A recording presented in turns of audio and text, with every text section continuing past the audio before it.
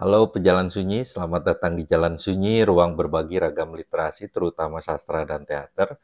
Saya akan berbagi bacaan dan pengalaman ya terkait bagaimana membuat material asli untuk penciptaan pertunjukan, terutama membuat teks pertunjukan yang baru. Di video ini akan dibahas 3 teks yang bisa diolah dalam penciptaan pertunjukan, yakni surat, lecture atau kuliah, dan pertanyaan.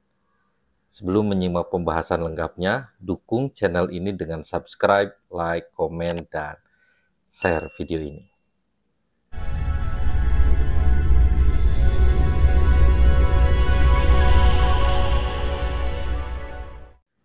Yang keenam adalah surat.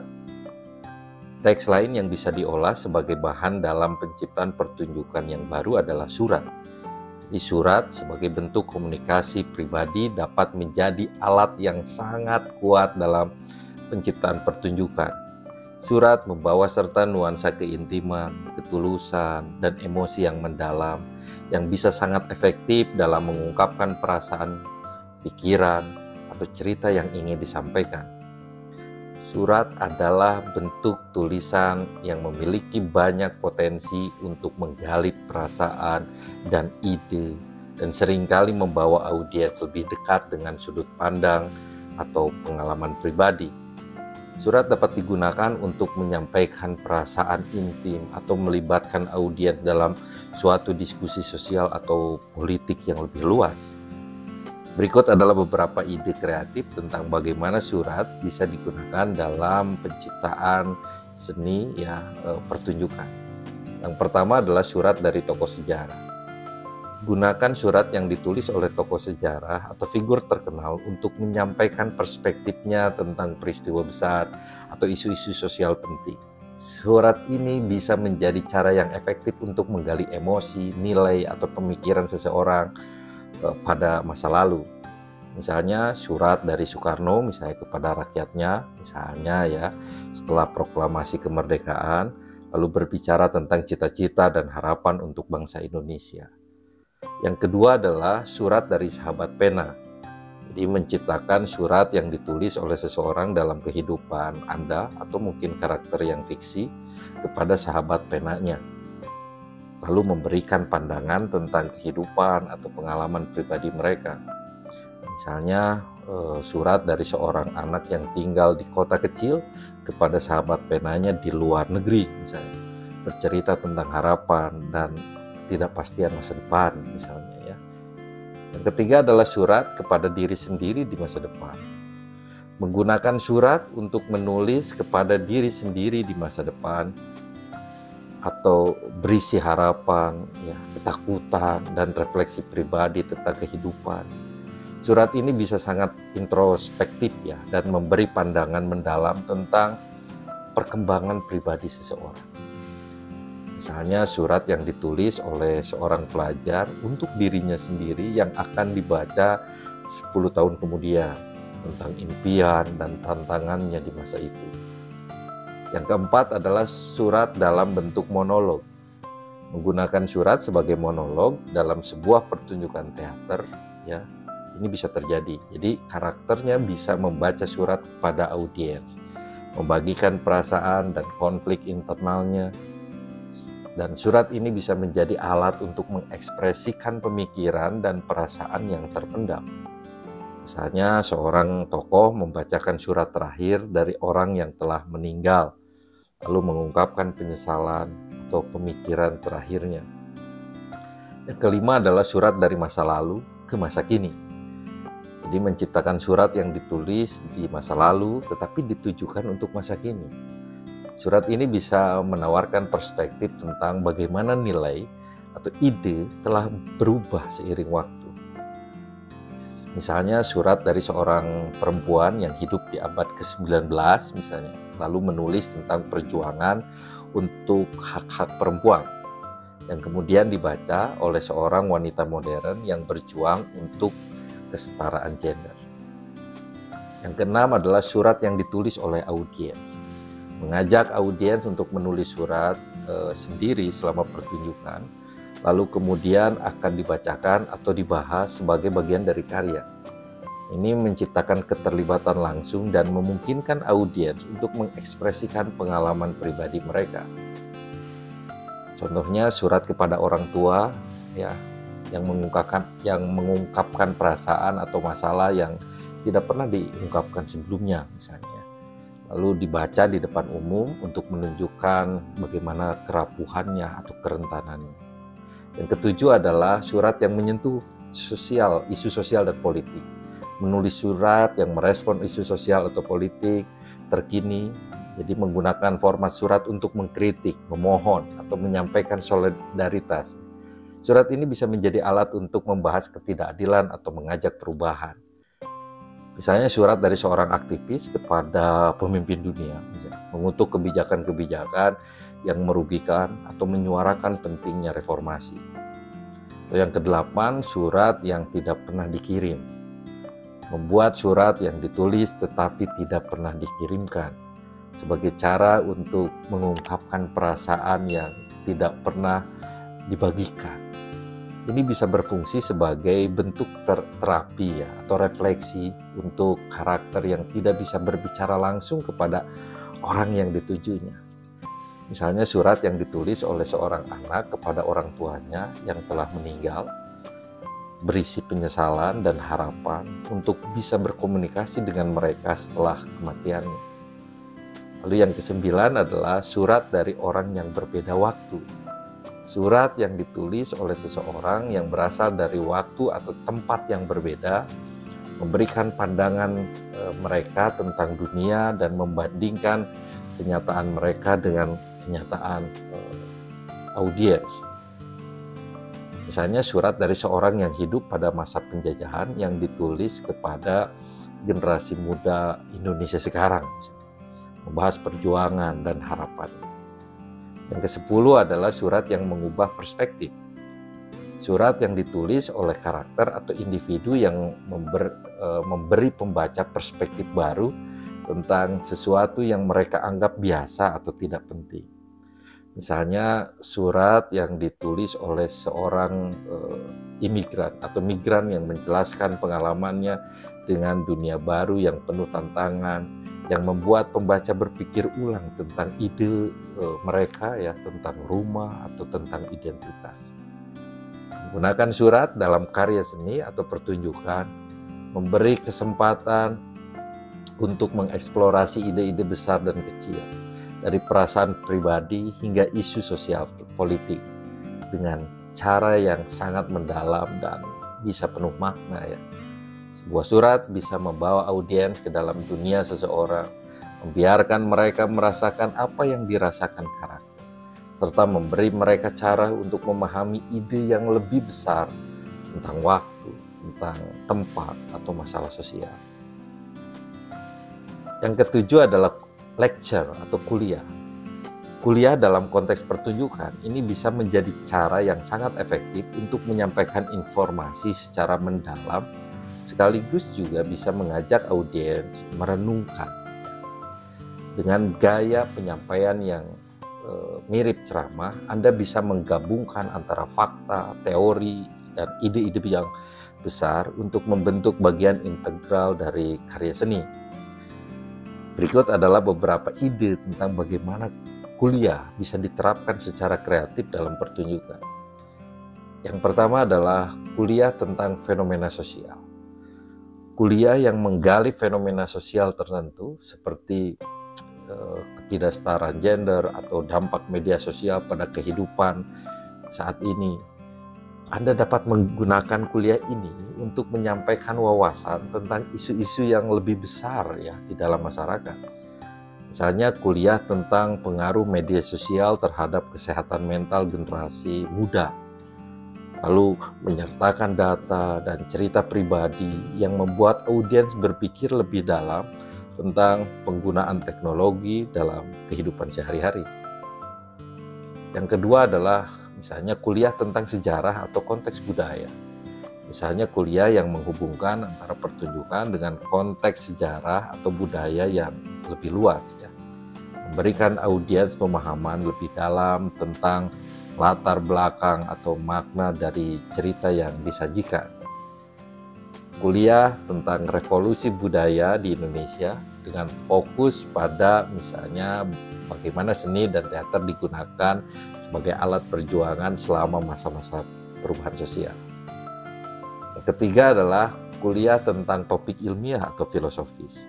Misalnya menggunakan kuliah untuk menyampaikan konsep-konsep ilmiah atau filosofis yang berkaitan dengan tema utama pertunjukan.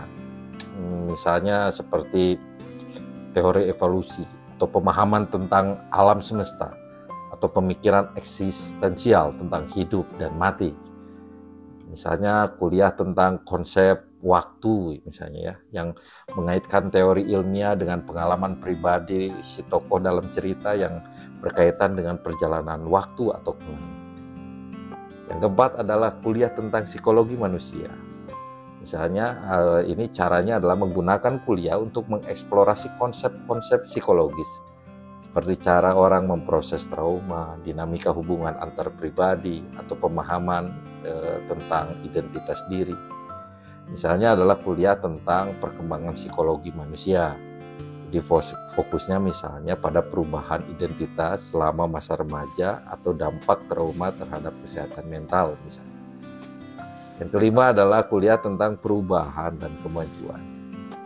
Jadi menyajikan kuliah yang membahas sejarah perubahan dalam bidang tertentu, misalnya seperti seni, teknologi, atau politik, dan bagaimana perubahan tersebut menciptakan jalur baru untuk masa depan. Misalnya kuliah tentang evolusi teater dari bentuk tradisional hingga kontemporer, lalu menunjukkan bagaimana berbagai era berkontribusi pada bentuk seni yang kita kenal sekarang. Yang keenam adalah kuliah tentang cinta dan relasi antar manusia misalnya. Menggunakan kuliah untuk membahas dinamika hubungan manusia dari cinta misalnya yang cinta monyet misalnya ya, hingga akhirnya pada hubungan perpisahan atau konflik, dan bagaimana perasaan ini memengaruhi perilaku manusia. Contohnya misalnya kuliah tentang berbagai teori cinta, seperti teori cinta misalnya dari psikologi atau dari filosofis misalnya ya, hubungan dengan hubungan antar dua karakter di dalam pertunjukan. Yang ketujuh adalah kuliah yang menyertakan demonstrasi langsung. Jadi menggabungkan kuliah dengan demonstrasi langsung atau eksperimen praktis, ini bisa menjadikan materi lebih interaktif dan lebih dekat ya, lebih membumi. Ini memberi kesempatan untuk memberikan pengalaman nyata kepada audiens tentang topik yang dibicarakan. Misalnya kuliah tentang proses kreatif di balik pembuatan pertunjukan teater, lalu diikuti dengan demonstrasi langsung tentang teknik acting atau desain panggung yang digunakan dalam produksi. Yang kedelapan adalah kuliah yang menggunakan media visual misalnya. Memanfaatkan alat presentasi visual, PowerPoint atau proyeksi lain ya untuk memperkuat materi kuliah, memberi dimensi visual pada informasi yang disampaikan, dan membuat topik lebih menarik dan mudah dipahami.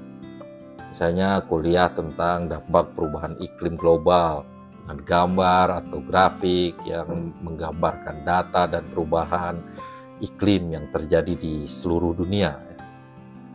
Yang kesembilan adalah kuliah berpadu dengan metafora atau alegori. Menyertakan metafora atau alegori dalam kuliah untuk menggambarkan ide atau pesan yang lebih besar. Ini dapat membuat informasi yang disampaikan lebih mendalam dan multi tafsir ya, bisa berlapis. Misalnya kuliah tentang tekanan sosial ya. Lalu metaforanya perjalanan atau pendakian gunung yang menggambarkan tantangan dan hambatan yang dihadapi oleh individu di dalam masyarakat misalnya. 10 adalah kuliah dengan perspektif pribadi. Memberikan kuliah yang lebih pribadi dan introspektif ya, mungkin dengan menggabungkan narasi atau pengalaman pribadi, ini bisa memberikan nuansa lebih intim dan manusiawi terhadap topik yang dibahas. Misalnya kuliah tentang pencarian jati diri yang berfokus pada pengalaman seorang individu ya dalam menemukan tujuan hidupnya, berbagi kisah dan refleksi pribadi mereka. Kuliah dalam pertunjukan bukan hanya cara untuk menyampaikan informasi, tetapi juga cara untuk menggugah pemikiran dan perasaan audiens dengan menggunakan berbagai alat presentasi, metafora, dan pendekatan kreatif lainnya. Kuliah atau lecture ini bisa menjadi salah satu bentuk ekspresi yang paling dinamis dalam karya pertunjukan. Yang kedelapan adalah pertanyaan. Pertanyaan adalah elemen yang sangat kuat dalam pertunjukan, baik sebagai cara untuk menggali makna yang lebih dalam, atau memicu rasa penasaran audiens, maupun menciptakan dinamika antara karakter dan penonton. Berikut adalah beberapa cara kreatif yang bisa diterapkan untuk menggunakan pertanyaan dalam pertunjukan. Yang pertama adalah pertanyaan yang retoris. Jadi pemain atau narator mengajukan pertanyaan yang tidak dimaksudkan untuk dijawab, tetapi lebih sebagai cara untuk merangsang pemikiran audiens atau menggambarkan konflik internal. Misalnya seorang tokoh mungkin bertanya, apa artinya kebebasan jika kita tidak tahu siapa kita sebenarnya? Nah, misalnya lalu mengajak pencarian jati diri ya tanpa meminta jawaban langsung. Yang kedua adalah pertanyaan interaktif kepada penonton. Mengajukan pertanyaan langsung kepada audiens ya. Ini untuk mengajak mereka berpartisipasi dalam pemikiran atau interpretasi cerita. Ini bisa memecah batas ya antara audiens dan pemain. Menciptakan pengalaman lebih interaktif, lebih imersif. Misalnya seorang pemain bertanya pada penonton, apakah Anda pernah merasa seperti kita ini berjalan sudah ditentukan, tanpa pernah bertanya kemana kita sebenarnya menuju ya, misalnya perjalanan kita. Kemudian meminta audiens untuk berpikir lebih lanjut tentang kehidupan mereka sendiri. Atau pertanyaan yang ketiga, misalnya pertanyaan sebagai alat drama. Karakter saling bertanya untuk menggali lebih dalam tentang hubungan atau konflik mereka. Pertanyaan dapat menciptakan ketegangan atau mengungkapkan informasi baru ya terkait alurnya. Misalnya satu karakter bertanya kepada karakter lain, kenapa kamu masih bertahan ya dengan kebohongan yang kamu buat? Nah, ini dapat memicu konflik dan membuka lapisan-lapisan baru dalam hubungan mereka. Yang keempat adalah pertanyaan yang menggugah perenungan. Menggunakan pertanyaan untuk mendorong audiens mempertanyakan konsep-konsep yang lebih besar atau peristiwa dunia yang terjadi. Pertanyaan ini bisa berhubungan dengan tema yang universal seperti keadilan, kebebasan, atau soal makna hidup. Misalnya, jika kita hanya hidup sekali, apakah kita benar-benar hidup dengan cara yang kita inginkan? Ini mendorong audiens untuk merefleksikan hidupnya, ya, hidup mereka sendiri, dan memilih apakah mereka merasa puas dengan pilihan yang telah mereka buat dalam hidupnya. Yang kelima adalah pertanyaan sebagai pembuka diskusi. Setelah pertunjukan, mengajukan serangkaian pertanyaan kepada penonton sebagai bagian dari diskusi atau refleksi bersama. Ini bisa digunakan untuk melibatkan penonton lebih dalam dan memberikan mereka kesempatan untuk membahas interpretasi mereka terhadap cerita. Misalnya, bagaimana Anda memaknai akhir cerita ini?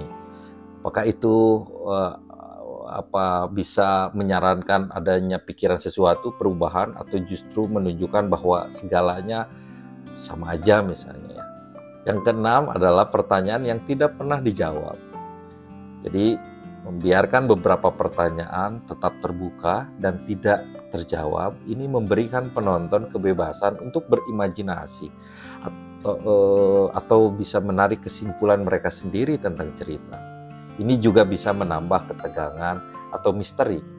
Misalnya dalam sebuah adegan yang penuh dengan konflik, seorang karakter bisa bertanya, kenapa semuanya harus berakhir seperti ini? Tanpa ada jawaban, meninggalkan audiens dengan rasa ketidakpastian, lalu akan mengajak mereka untuk merenung. Yang ketujuh adalah pertanyaan dalam monolog internal. Karakter bisa mengajukan pertanyaan-pertanyaan kepada diri mereka sendiri yang mencerminkan kebingungan atau pertentangan dalam pikiran mereka. Ini bisa memberikan wawasan tentang karakter tersebut dan memperdalam pemahaman audiens terhadap perasaan mereka. Misalnya, seorang karakter yang sedang dilanda keraguan mungkin bertanya dalam monolognya, apakah aku benar-benar ingin ini ya atau itu, atau hanya karena aku takut kehilangan semuanya. Misalnya. Yang kedelapan adalah pertanyaan filosofis, menggunakan pertanyaan besar yang berhubungan dengan filsafat ya untuk menggugah audiens, memaksa mereka berpikir tentang eksistensi, moralitas, dan misalnya konsep-konsep yang lebih tinggi lainnya ya. Misalnya, apa yang terjadi jika kita semua hanya bayangan dalam mimpi seseorang? Ini bisa menggugah pemikiran tentang realitas dan persepsi. Yang kesembilan adalah pertanyaan yang menggugah emosi. Mengajukan pertanyaan yang langsung berhubungan dengan pengalaman emosional audiens seperti kehilangan, tentang cinta, atau ketakutan. Misalnya, seorang karakter yang telah kehilangan seseorang bertanya, apakah mereka tahu betapa aku mencintainya sebelum semuanya berakhir seperti ini? Ini bisa merangsang perasaan atau penyesalan atau keputusasaan. Yang ke-10 adalah pertanyaan yang memunculkan ambiguitas. Pertanyaan yang tidak memiliki jawaban pasti ini bisa mendorong audiens untuk mencari berbagai kemungkinan. Ini memberi pengalaman kedalaman pada cerita dan membuka ruang untuk interpretasi yang lebih luas. Misalnya, apakah kita benar-benar memiliki pilihan atau hanya mengikuti takdir? Nah, ini bisa membuka diskusi tentang kebebasan dan juga nasib. Pertanyaan dalam pertunjukan, baik dalam dialog atau monolog, bisa sangat powerful, sangat kuat untuk membuka ruang interpretasi, menciptakan ketegangan, dan menggugah audiens untuk berpikir lebih dalam. Pertanyaan ini juga bisa menggambarkan kompleksitas pengalaman manusia, memperkaya cerita, dan mengajak audiens untuk berpartisipasi dalam pencarian makna yang lebih besar. Demikianlah pembahasan 3 teks yang bisa diolah dalam penciptaan pertunjukan, yakni surat, kuliah, atau presentasi kuliah, dan pertanyaan. 2 teks lainnya akan dibahas di video berikutnya, antara lain reenactment atau peragaan ulang dan menulis kreatif. Semoga bermanfaat. Selamat mencoba. Sampai jumpa di video berikutnya.